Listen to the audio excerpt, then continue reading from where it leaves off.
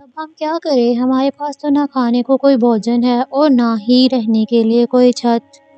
रीमा, मैं क्या करूं? मैं सारा सारा दिन तो मेहनत करता हूँ।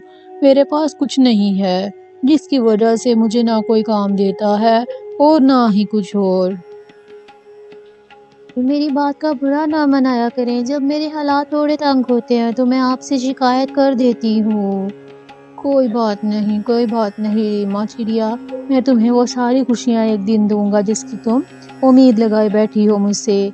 चलो, अब ये थोड़ा सा भोजन है, ये दोनों हम मिलकर खाते हैं। कर टुन्ना दोबारा से बस्ती में चला जाता है और भोजन खोजने लगता है। वो एक किसान की बस्ती में जाता है जहाँ उसे भुट्टों का खेत दिखाई देता है।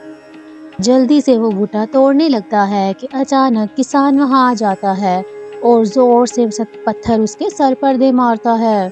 अरे बाप रे, ये क्या किया इसने? तो मेरे सर फाड़ दिया। ओए हुए हुए हुए हुए। हंस होकर वहां से चला जाता है और नदी के पास जाकर बैठ जाता है। मैं क्या करूं? मैं उसे पेट भर कर भोजन तो दे नहीं रहा, मैं उसको घर रहने के लिए कहाँ से ला कर दूंगा? पर तोता आ जाता है। क्या हुआ टुन्नू, क्यों उदास बैठे हुए हो? अरे क्या बताऊं तोता भैया, देखो मेरी पत्नी जब भी भोजन मांगती है तभी मेरे पास कुछ नहीं होता उसे देने को। मैं परेशान हो गया हूँ।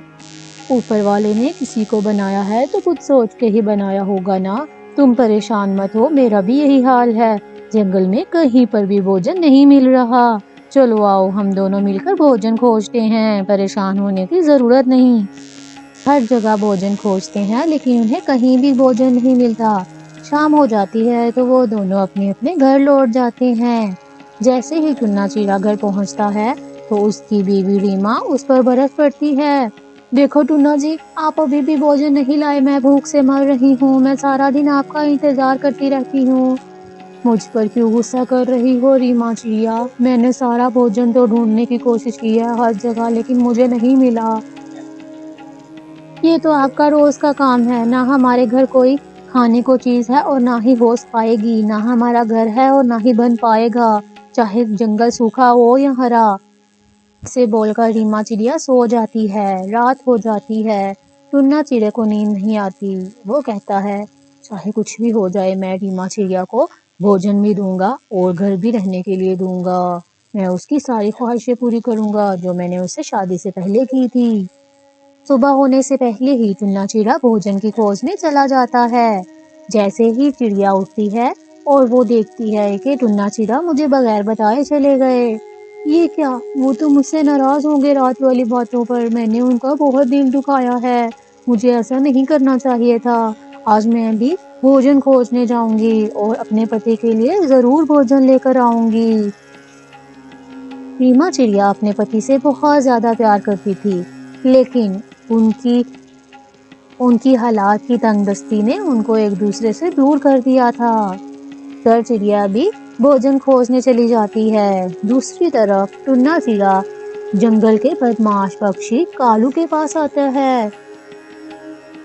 कालू भैया, मुझे आपसे एक बहुत ज़रूरी काम है। मुझे मेरे हालात ने मजबूर कर दिया है कि मैं आप जैसे बदमाशों से मदद मांगूं। मेरा घर भी टूटा फूटा है, बल्कि घर तो क्या, घोंसला भी टूटा फूटा है और खाने को भी कुछ नहीं है।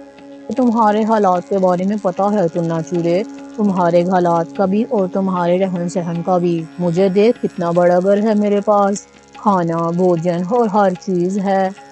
हाँ हाँ, इसीलिए मैं तुम्हारे पास आया हूँ कौवे भैया। मदद करो, तुम जैसे कहोगे मैं वैसे करूँगा। अभी वो आपस में ये बात कर ही रहे थे कि भोजन खोजती खोजती रीमा चिड़िया वहां आकर बैठ जाती है और उन दोनों की सारी बातें सुन लेती है। अरे पति जी, ये आप क्या कह रहे हैं? आप इस दुष्ट कालू कौवे के साथ मिलकर चोरी करेंगे? मैं ऐसा आपको हरगिज करने नहीं दूंगी। मैं भूखी रह लूंगी, मैं बिना घर के रह लूंगी, मगर मैं आपको चोरी नहीं करने दूंगी। वो इसको ऐसा कहकर ले जाती है वहां से। उसके बाद ही बारिशें होना शुरू हो जाती हैं। सारा जंगल हरा भरा हो जाता है और भोजन की कोई कमी नहीं रहती। इस तरह सभी पक्षी और रीमा चिड़िया और टुन्ना चिड़ा भी खुशी खुशी अपना जीवन बताने लगते हैं और अपने परवरदिगार का शुक्र अदा करते हैं कि उन्होंने इस पूरे काम से हमें बचा लिया।